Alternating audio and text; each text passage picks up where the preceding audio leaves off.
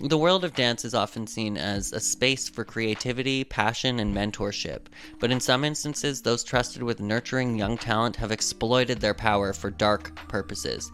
To the crimes of Grant Davies. In 2013, Grant Davies, choreographer of Broadway Blondes from Dance Moms and frequent masterclass teacher at the ALDC, was charged with sexual abuse and child porn.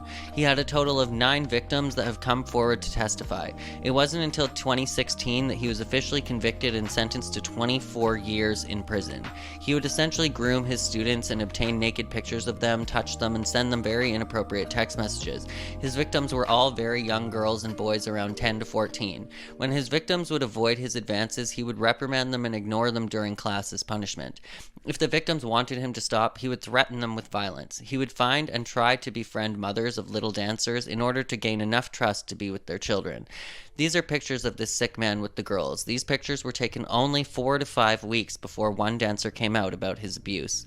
Well, it seems his sister Rebecca was privy to this information and didn't report him. Rebecca Davies, the co-owner of the studio and sister of Grant Davies, was aware of his inappropriate behavior but did not believe he would ever harm a child. This serves as a stark reminder that any form of inappropriate behavior, regardless of who it comes from, must be treated with the utmost seriousness.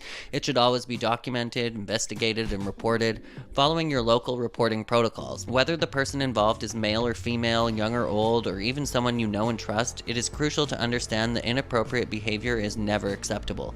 Just because someone is familiar or appears non-threatening doesn't make their actions safe or excusable. Moreover, this situation highlights an essential truth. The behaviors we tolerate set the standard for what our children believe is acceptable. We owe it to them to set a high standard, where bodily autonomy and consent are always respected.